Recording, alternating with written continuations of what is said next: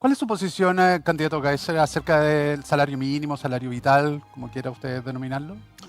Mira, en primer lugar, yo creo que tener un salario mínimo para todos los sectores económicos igual genera el mismo problema que tendríamos si tuviésemos un pantalón igual del mismo tamaño para todas las personas. O sea, a los gordos les va a quedar chico, a los muy flacos probablemente les quede grande. Y en ese sentido nosotros hemos propuesto entonces una aproximación de la mano del salario mínimo que se haga cargo de la realidad de los distintos sectores productivos.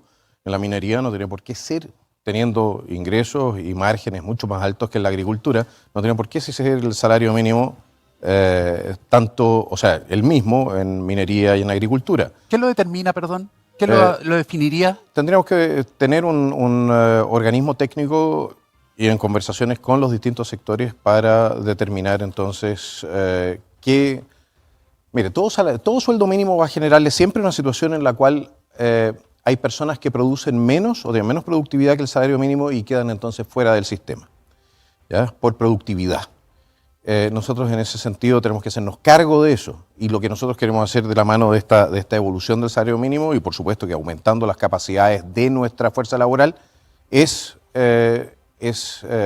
seguir el ejemplo de Suecia, de Dinamarca, de Alemania, de Austria, que tienen entonces salarios mínimos diferenciados por actividad económica. ¿Tiene algún monto usted? No, en este momento no tengo un monto definido porque nuevamente ese es un tema que habría que analizar, es un tema técnico que tienen que analizar los técnicos. Mire, cuando un político viene y le dice, ¿sabe qué más? Las cosas van a costar esto, lo que está haciendo es venderle chaya.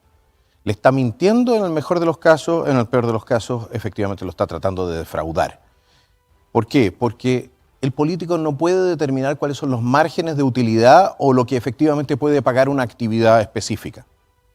No puede. ¿Por qué? Porque tenemos demasiado poca información. Es por eso que necesitamos estos organismos técnicos en conversación con los gremios, ¿no? Para ir determinando efectivamente cuáles son los mínimos que efectivamente se pueden pagar sin que terminen quebrando nuestras mini pymes, sin que terminen quebrando las pymes, etcétera. Eso le voy a preguntar, pero la gran empresa, la verdad es que el promedio de los sueldos tienen mucho más alto del salario mínimo actual. ¿Qué va a pasar con las pymes? ¿Habría subsidio también? A la empresa, el subsidio pyme es bolsillo derecho, bolsillo izquierdo. ¿De dónde saco la plata? De los impuestos nuevamente.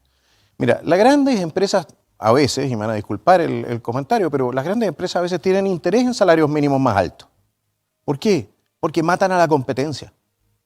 Porque impiden que las pequeñas empresas puedan efectivamente instalarse en el mercado y hacerles competencia y entrar en el juego. Entonces hay una concentración. Los mismos que se quejan por la concentración económica generan a través de la regulación, a través de los sueldos mínimos, etcétera, generan todas las condiciones para que la riqueza se concentre en pocas manos. ¿Y cómo las apoyamos?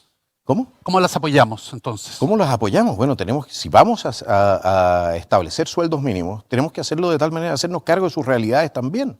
No de las realidades del gran empresariado o de la CUT, que por lo demás sirve a intereses políticos y no a los intereses de sus trabajadores, sino que los intereses efectivamente de los trabajadores. No podemos tener, mire, ningún sistema se sostiene en ninguna parte del mundo. Si usted tiene entre 25 y 40% de informalidad y la gente no está cotizando, pero está recibiendo prestaciones sociales.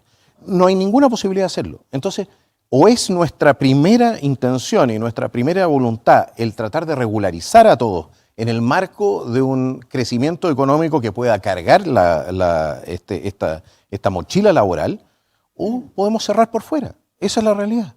Y nos va a pasar de aquí a 10 años más, por lo demás respecto al Estado. 3 puntos del PIB tenemos ya de déficit, estamos alcanzando el 40-42% respecto al PIB.